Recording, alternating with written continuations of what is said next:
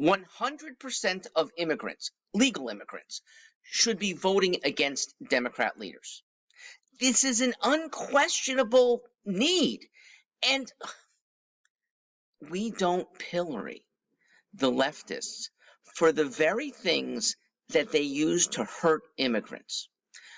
The leftists enact policies that punish people for doing well. Immigrants to the United States tend to do well. And here's why I equate their punishing of this financial success with evil. Because financial success, unless it's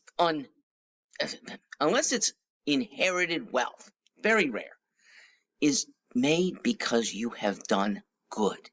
You have been a good worker for a long period of time, saved a lot of money, stuck to the grindstone, or you have been a good owner, or if you've been a good entrepreneur who gets products to people and does services better than anyone else for which they're happy to pay. Now, leftists don't understand that. They think that somebody who's rich must have stolen from somebody else. Immigrants know better, that doing well is doing good. And the party whose leaders don't like this are those who don't want free enterprise, because it contradicts against authoritarian power that they like the most and that the leaders are growing and growing and growing. They're doing it at your expense, all of our expense. But look how a move of immigrants away from voting Democrat would make a huge difference. It's because they rely on you. They rely on you. They paint the other guys as anti-immigrant or racist, even worse. It's not true, but they have media in their corner, and it's hard for those messages to get through. I wish that Donald Trump had been a good immigration president.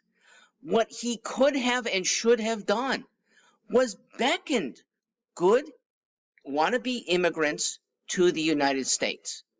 Good, meaning they'll hold down a job.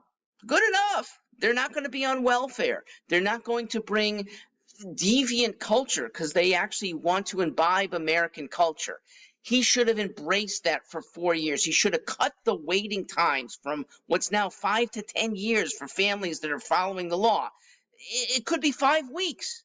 And with it, resettle the people who want to come anywhere except large cities. That's because cities are pestilential to thought, okay? They have been led by leftists. And there's nice people in your neighborhood who immigrants really should not be politically attuned to. And so I would have, yes, commanded a second-class citizenship, which almost every immigrant would welcome because it's far better than the fifth-class citizenship that they're escaping. And with it, you can only live for the first 7 years of your time here in cities of 80,000 or less, really towns, okay? You want to work in city, fine, but go home at night, raise your kids in suburban and rural areas. The economy that you frankly help build will support this, and it will keep you away from these horrible influences that have built up the Democrat leadership year after year after year. This plan would allow for better than background checks, but foreground, present day checks by, yes, some extra surveillance, citizens being asked to tell us about the new neighbors.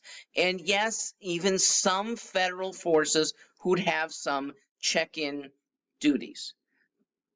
Immigrant would pay for these. But once again, the immigrants making 10 times as much here as they did back in the old country would welcome it.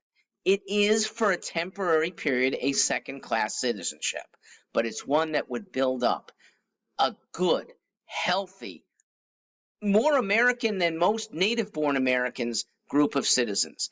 I say that because recent immigrants are productive. Those from almost everywhere, Latin Americans really helped the Florida economy.